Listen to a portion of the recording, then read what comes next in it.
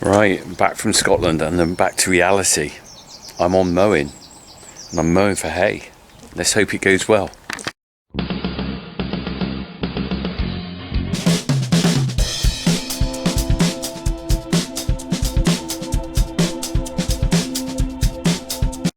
Right, I'm going into a little paddock. It's not our field actually. It belongs to one of our neighbours. And he lets us have it on a kind of, well, you just have the grass off it basis. Just drop that down. Look at that. I love this mower. It's really good. I was worried about buying this sort of mower, and now I've got it. It's like, wow, it's a lovely thing. Right, I'm going to do a little bit of mowing, and I'm going to stop and do you a little bit of an update of, well, back from Scotland and what that's like. But I better get on with this. I'll talk to you a bit about the mowing as well, because we'll just concentrate on this. Let's get it right. Get the revs up. Get the gear right. Right, okay. Right, let's crack on. As they say, as someone keeps saying them, let's crack on.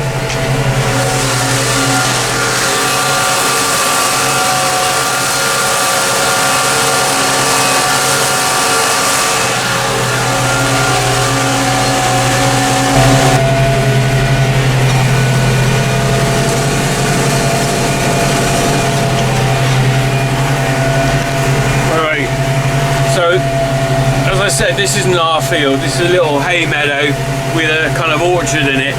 It's a little bit awkward because there's a lot of trees and stuff. The chap who owns it is planted in here, and it does make it a little bit unviable for, well, certainly I can't really do grazing in it at the moment because he planted a lot of trees without tree guards, so we've stopped putting cattle here. But there's just about enough to get a few round bales, which is always useful, isn't it? I mean, you know what it's like. You're never quite sure what the winter will bring or what next spring will bring. So these few extra bales are actually usually pretty useful. The weather is a little bit overcast at the moment, and I'm kind of thinking I'm not going to cut for our small bale hay yet because we like making a lot of small bales. So I'm just doing big bale hay, because the good thing about big bale hay is you can kind of stack it or leave it in the field to sweat out a bit if it does get a bit wet, because it's not really haymaking weather. It's early yet for us. I'm not stressing at the moment because I can normally cut for hay sort of mid-July really, so we have got plenty of time.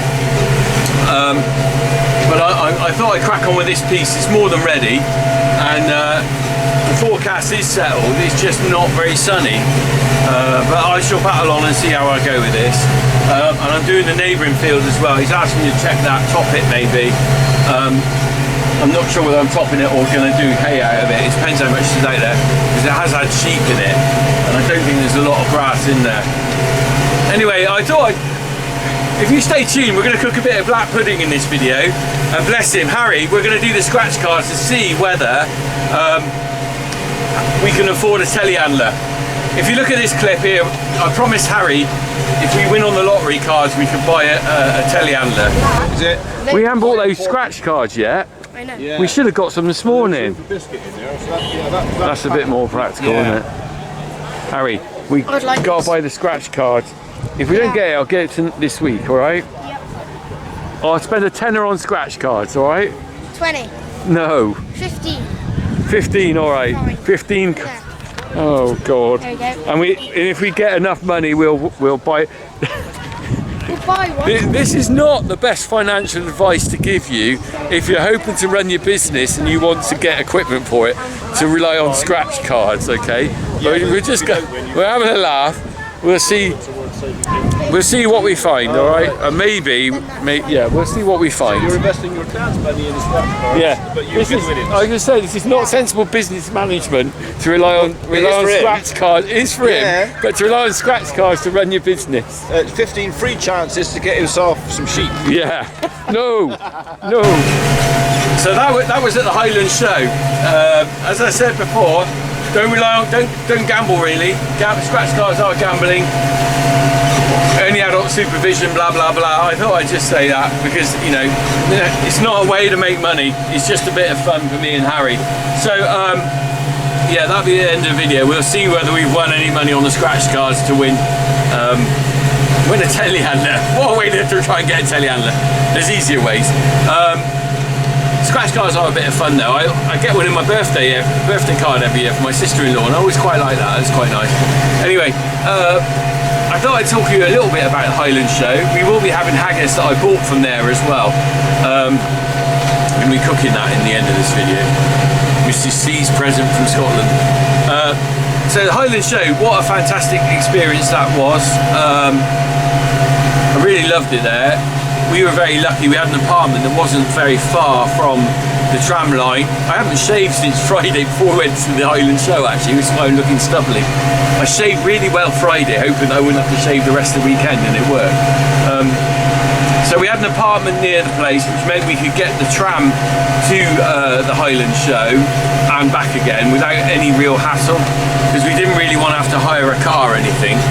I have to say, location-wise, to have a showground next to an airport is pretty clever, really, because it does mean that it's more appealing if you want to fly up there. And if you do what we did and do an EasyJet, it's not that expensive. Okay, it would cost you more than going up in a car, but I couldn't face it. I wouldn't go if I was driving up. 6-hour drive in a car minimum. I don't fancy that. But it was a lovely show. We had 2 days there in the end. We were going to go for one, and we did the meet and greet on the Monday. No, we were talking about the Monday, the Saturday, and then we went back on the Sunday and did a kind of more of a chilled out walk around, which was really nice. Good experience for Harry, I think, to get away. I think a lot of people might be surprised how shy Harry is. On the videos he might come across quite confident, but that's because he's with me talking, and I'm his dad and he knows me. When you get him in a situation with the public, he does go really quiet. And what you need to do, if any of you ever meet Harry at any event or anything like that, you need to engage with him and draw it out of him, and then he'll just chat to you. But he won't sort of start the conversation probably, he'll just stand there. Whereas me and Farmer P, we'll talk the hind legs off a donkey, so sorry about that. If you own a donkey in Scotland, sorry, it's probably missing legs now. A few other things I thought I noticed. Meeting the Marshall family, that was a really nice thing, because do you know what, I hadn't really comprehended how much of a family business it is, because there's the father there, Charles Marshall, and then there's the son, Charles Marshall, and there's another son, I can't remember what his name is, that's really bad. We met Charles Marshall Sr.'s wife, and we met Charles Marshall Jr.'s wife. I'm sorry, I'm terrible on names. And we also met some of the people who work for them, and it really came across that people like working for them. You know, it's a good firm to work for. I think they're generally kind of hard-working, honest people, and also they gave me the time to chat. I did a little bit of video with them, but a lot of it was just, you know what it's like, it's better to sit down and just chat. And they're just like guys like you and I that happen to have the family business as a big machinery manufacturer, rather than me, my family business is farming. So kind of had a bit in common in a way, in the fact that you've got generational things there. That Charles Marshall Sr. that I spoke to worked with his dad for all his life, and I could relate to him about what it's like to do that. So generally nice people there, and I'm not saying that because we were on their stand or anything. They were just normal, down-to-earth guys. They weren't flashy or, you know, nouveau riche as they say. They're not nouveau riche, they're just genuinely nice, alright people. And I'd happily buy another trailer off them. And they have offered to take us around their factory and invite us up to Aberdeen. So whether we'll get up to there this year, I don't know. I'm a bit short on time off now. I've used up my allowance really. I've got to get a family holiday in. The other thing as well was meeting the people that follow us. That was really nice. Around the place, you know, and not just on the actual show on the Marshall stand, but also just walking around. Lots of nice conversations. with people about farming and stuff like that, one thing that comes across, and I come across this again and again now, is how many farmers haven't got someone who wants to take it on. I met quite a few people chatting who had either sold the farm or were just then carrying it on because they had no one else interested in running the farm. And I think that's a thing that's throughout the country really. It is a bit sad, but I think the trouble is, well, it's not a trouble, isn't it? You've got to do what you want to do as a child. You shouldn't have to follow in the farming business just because that's what your dad did. I'm a firm believer in making your own destiny, really. I'm very lucky Harry is interested, because my older son Jack, he wouldn't want to take on the farm, I'm sure of that. And the thing is, these days there's better ways of making a living than there is farming, and damn sight easier. So no one should be forced into doing it. But for those who want their farm to continue and they haven't got a son or daughter who wants to take it on, it must be hard, because you kind of come to a point in your life why are you doing this? And what was really interesting is that I spoke to Charles Marshall Sr. and we had a similar conversation talking about how he felt the same. If he hadn't had his sons interested in the business, there would have been a crunch point for him where he would have maybe sold out to someone or something. Because why are you taking on all the aggro of running a business if no one's going to take it off your shoulders? So that was just something I picked up, but I don't mean to bring that into a negative. It's kind of like the way things have gone, and that will be the case with any business, won't it? Not just farming. But all in all, the trip to Scotland was fantastic. The weather was blooming good. I got flipping sunburned. Can you see my face? I got flipping sunburned. I wasn't expecting that in Scotland. Honestly, I wasn't. I didn't take any suntan lotion, any hat, because I thought, well, I haven't got sunburnt in England, so it won't be a problem in Scotland. To get there, flipping sun's blazing. Oh well, that's all right. Anyway, I did have a haggis pizza. I bought some haggis home. I'll do a little bit more video about mowing this, but the reality is you're going to see at the end of this video us cooking a bit of proper haggis, which I got off a chap there, and also you're going to see me and Harry trying to win a telehandler. Will we win it? Will we win a telehandler? On a scratch card. What a way to run a business. Don't do it at home, kids. Right. Tea's nearly ready, but we're going to cook a bit of haggis with it. This is Mrs. C's around the corner. This is Mrs. C's present. When I went to Ireland, I brought her back some perfume, didn't I, Mrs. C? What's that face? I bought you haggis. This is the finest. I met the guy whose farm makes this. Harry, you going to try a bit of haggis? I love haggis. Right, I think we're going to shallow fry it. There's a few options on there. There's the chap we met, actually. Peter. Or Pete. And his farm is in just near Fife. Right, so let's get this on. Harry, I've just got my awful reading glasses on. Harry just said, come on, tell us what you said, Harry. No. You thought there was a real thing called a haggis, didn't you? No. Yes, you did. I'll tell you what haggis is. Right, I'm just reading the ingredients on here. It's actually a little Where it is. Can we focus on this? Where is it? Oatmeal, Scotch beef offal, beef suet, pork rind, onion, salt, wheat flour, peppers, pig's blood, spices. So that's the ingredients of haggis. Now let's take these off. Look at these. Ooh, Buggles, do you remember him? Video killed the radio star. Let's get rid of this. I've got a quiff thing going on. Let's get rid of that. Right. So we're gonna have haggis with our tea. We're only having we're having a bit of salady stuff, and then we're having some potatoes and a little bit of haggis. You going to try a bit of haggis, Harry? Yep. How about you, Mrs. C? He's asleep. Sorry. Jack won't touch it. I know what he's like. You right with that?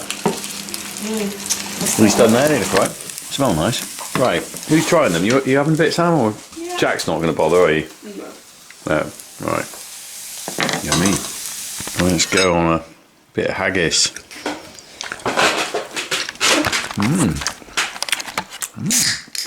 Very nice. I do like a bit of haggis.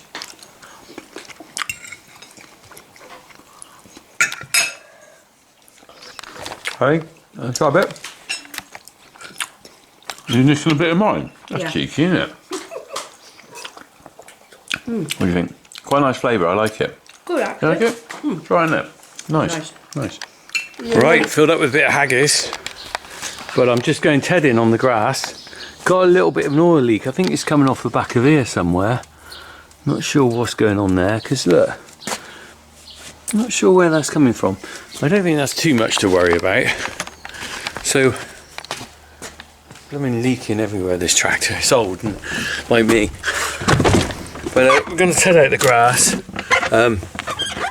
And then, hopefully, we might have another look at a scratch card later with Harry.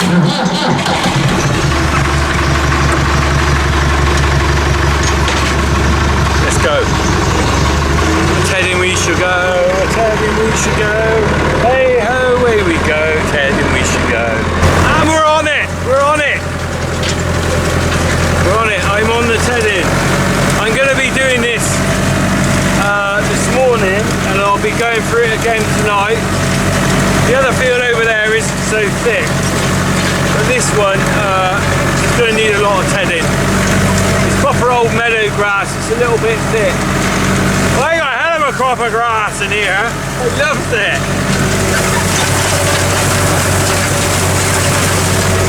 Anyway, we'll have another look in a minute. I love a bit of tedding. Harry wants to do this, to be honest, it's my favourite job. Harry's taking all my jobs. Look, a lovely bit of tedding. Okay, so you might remember at the Highland show I promised Harry we'd win a telehandler by buying scratch cards, 15 quid's worth, after that handshake with you. Anyway, I have actually gone and, I wouldn't say invested, thrown away 15 quid on scratch cards. That's probably the right way to look at it, Harry. No, trust me. Well, I reckon, what do you think we'll get a return on 15 quid? I reckon about 10p. Well, no, we reckon we get £1 back? 10 grand. We won't get £1. 10 grand, you got no chance. Right, so the gambling rules mean that no one under 18 can gamble, which is, I think, understandable. I think you'll agree that's a good thing. So, I'm going to be scratching these off. However, the camera might stop working for a couple of them.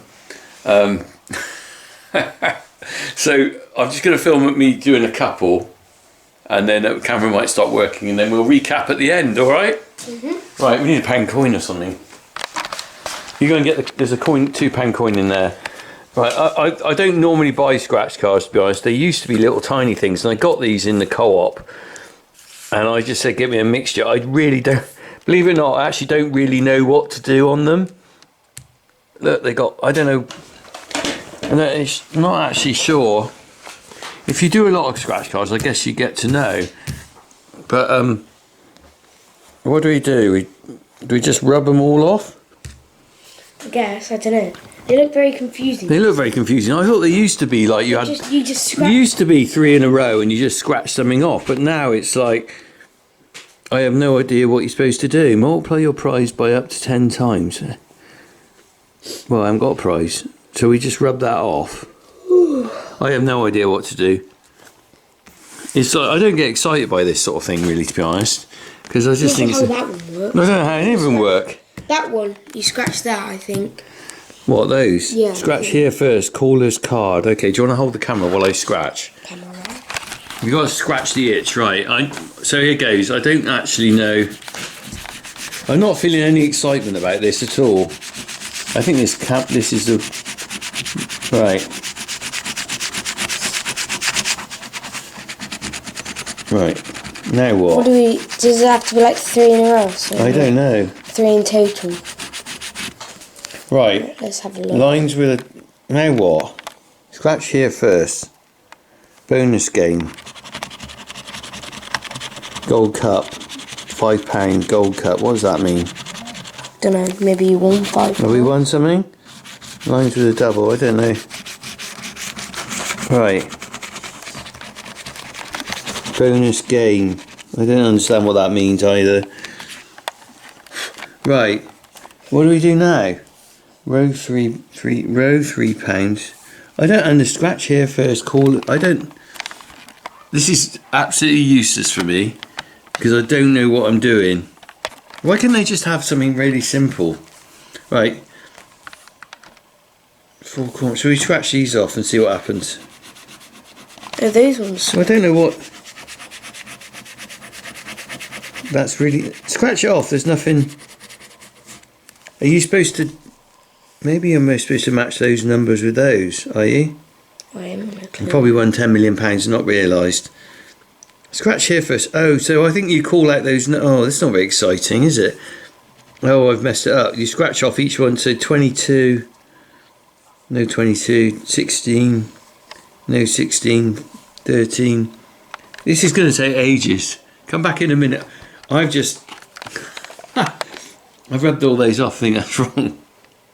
I have no idea. This is rubbish. Come back in a minute. Take the glasses off. So we're recapping now on the bingo. We finally sussed it. We did suss it out actually. It is the caller is up on here, and then I don't know. I should have realised. And then you just scratch off the ones that are on there, and then if you get a line, you win some money. So I messed up that one, rubbed it all off before I realised what to do. But we have won £5 with this one because we got a line, and it says.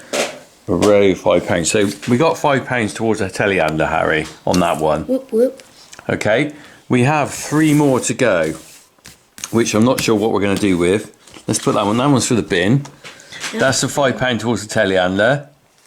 This one is going to give us £300,000 towards the telehandler. Right, let's recap of what I've got to do. I'll have a look in a minute.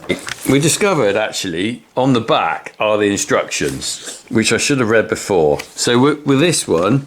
We've got to scratch off all those there. That will reveal symbols that match possibly there. If we get a line, we win the prize. Are you excited, Harry?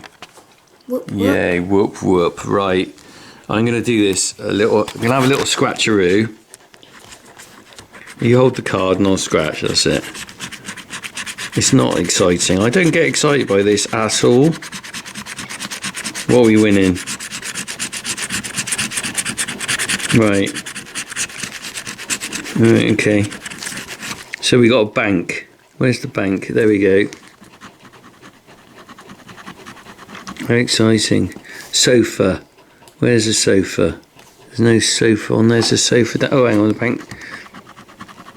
Scratchy, scratchy. Where's the sofa? There's a sofa there. So we got 2 in that line. Right, if we get a full line, we win that prize apparently. So I'm going to switch this off, scratch the rest, and we'll have a look at the end. Right, the big reveal on this is we do actually have a line. Ooh, do you think it's £300,000, Harry? Mm-hmm. I've got to rub off the word prize. Right. We'll hold it. Okay. Right, we are going to rub this off to win a telehandler. What's the prize? £3. £3. We have won. That covers the cost of the ticket. £3. So we got a bit of a return. We got £3 from that one, and we got £8. £8. We got £8 back on £15. Someone's scratching over on that side, Mrs. C, and she's going to win us £1 million. If she's not, we got this one left to do. What do you reckon? This one? Yeah. So this one's like a bit like the bingo in a way. We got to scratch that top one off there, and then these reveal the letters that go on the grid. And if we get any 3 words, we end up with these prizes here. So we get 12 words, we win 300,000. What's the chances of getting 12 words on there? Very, very unlikely. 0, I would have thought. Okay, so we'll scratch and reveal. We'll be back in a minute. Bored now. Done. Totally bored with this, aren't we? Generally speaking, we don't think it's great.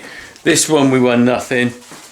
This one we finally scratched off, and nothing. So you have to get 3 words off there to get something. So our conclusion is, and we got £3 and we've got £5. So we got £8 back out of £15 outlay. Harry, I hate to tell you this. I say we invest the £8 again. No, I'm not. We're going to spend £8 on sweets. £8 worth of telehandler there. How much would you buy on a telehandler there? A button. Would that get you a button? I don't think even get you a button. I think it might even maybe get you a valve for the tyre. Anyway, the message of this is gambling's a waste of time. Work hard and you'll be better off getting a telehandler that way. All right, crack on.